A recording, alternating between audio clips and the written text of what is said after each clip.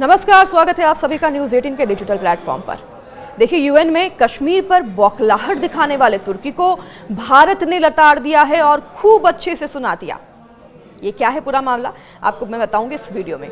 देखिए, दरअसल संयुक्त राष्ट्र महासभा यानी कि यूएनजीए के 80वें सत्र में कश्मीर मुद्दा उठाकर अपनी बौखलाहट दिखाने वाले तुर्की के राष्ट्रपति रेसेप तय्यिप एर्दोगान को भारत ने अच्छी तरह से लताड़ लगाई है।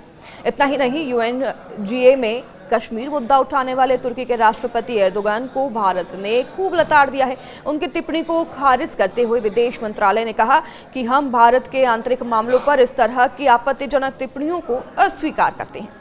सरकार ने दरअसल जम्मू कश्मीर पर अपना रुख दृढ़ता से दोहराया और स्पष्ट किया कि यह मामला पूरी तरह से द्विपक्षीय है और इसमें किसी बाहरी पक्ष की भागीदारी की आवश्यकता नहीं है। तो वहीं मीडिया को संबोधित करते हुए विदेश मंत्रालय के प्रवक्ता जो हैं रणधीर जायसवाल, उन्होंने इस बात पर जोर दिया और कहा कि नई दिल्ली के रुख में कोई भी बदलाव नहीं आया है।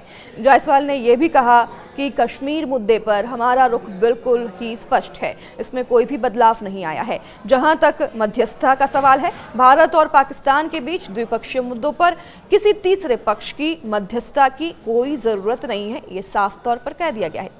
तो यूएनजीए में अपने संबोधन में एर्दोगान ने ये कहा था कि तुर्की भारत और पाकिस्तान के बीच युद्ध विराम समझौते से खुश है और उन्होंने कश्मीर मामले को संयुक्त राष्ट्र के प्रस्तावों के आधार पर बातचीत के जरिए सुलझाने पर जोर भी दिया था। तो यह टिप्पणी इस्लामाबाद के समर्थन में उनके पहले के रुख को दोहराती है, जिसमें पाकिस्तान की उनकी पिछली यात्रा भी शामिल है, जिसकी उस समय भारत ने तीखी आलोचना भी की थी। तो वहीं आपत्तिजनक टिप्पणियों को अब अस्वीकार करते हैं भारत की तरफ से ये बयान सामने आया है। इस टिप्पणी को खारिज करते हुए जायसवाल ने अच्छी तरह से सुना दिया और ये कहा कि हम भारत के आंतरिक मामलों पर इस तरह की आपत्तिजनक टिप्पणियों को अस्वीकार करते हैं और हमने तुर्की के राजदूत के समक्ष कड़ा विरोध भी दर्ज कराया है। तो भारत की क्षेत्रीय अखंडता और संप्रभुता पर इस तरह के अनुचित बयान अस्वीकार्य है। जायसवाल ने यह भी कहा कि जम्मू कश्मीर की मूल समस्या पाकिस्तान के आचरण से उत्पन्न होती है। उन्होंने ये भी कहा कि बेहतर होता अगर भारत के खिलाफ सीमा पर आतंकवाद का इस्तेमाल करने की पाकिस्तान की नीति, जो कि जम्मू कश्मीर के लोगों के लिए सबसे बड़ा खतरा बनी हुई है, इस पर सवाल उठाया जाता, ये बेहतर होता।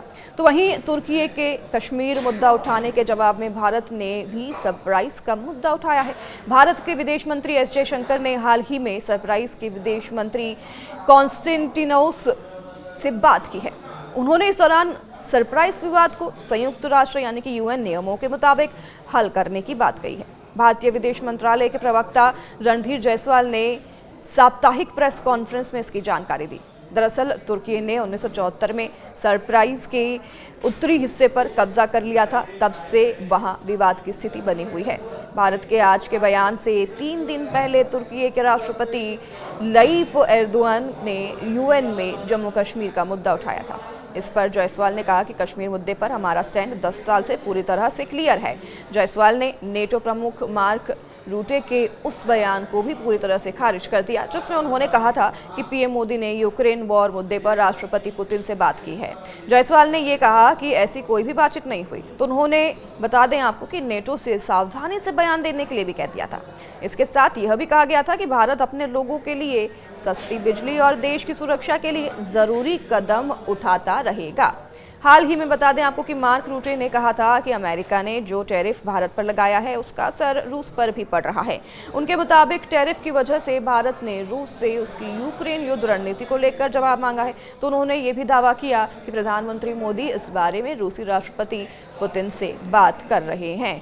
तो अन्य मुद्दों पर भी भारतीय विदेश मंत्रालय का बयान सामने आया है। इसके बारे में भी आपको बता देते हैं कि किस तरीके से बयान अब भारत अपना सबके सामने एकदम प्रमुखता से रख रहा है और भारत सबके सामने एकदम स्ट्रांगली खड़ा है।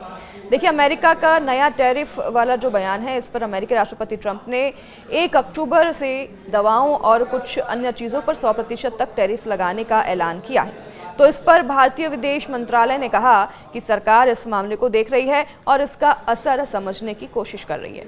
तो दूसरा बयान आपको बता दें कि अमेरिका से भारतीयों की वापसी पर बयान दिया गया। जायसवाल ने बताया कि इस साल जनवरी से अब तक 2417 भारतीय अमेरिका से वापस आए और ये लोग सही दस्तावेजों के बिना वहां थे। तो भारत चाहता है कि लोग कानूनी तरीके से विदेश आएं और विदेश जाएं।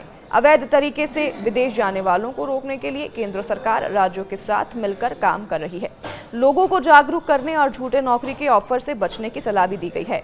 तो इंसान और बता दें आपको कि जो हैं लोग वहाँ पर जाते हैं तस्करी करके इंसानों की, उनके लिए भी चेतावनी जारी की गई है। ईरान में किडनैपिंग का खतरा लगातार बना हुआ है, इस पर भी उन्होंने बयान दिया है। जायसवाल ने कहा कि ईरान में कुछ भारतीयों का अपहरण हुआ है।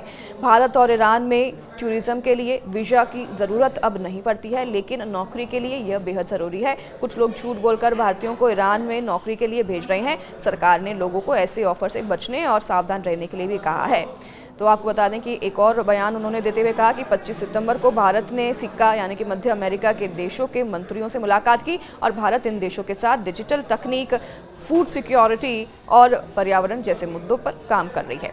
यह दोस्ती ग्लोबल साउथ के बीच एकजुटता के लिए भी अहम है, ये भी कहा गया है। तो वहीं उन्होंने रूसी सेना में भारतीयों को जिस तरीके से फोर्स किया जा रहा है, जबरन भेजा जा रहा है, उस पर भी बयान दिया। जायसवाल ने बताया कि 27 भारतीय रूसी सेना में काम कर रहे हैं।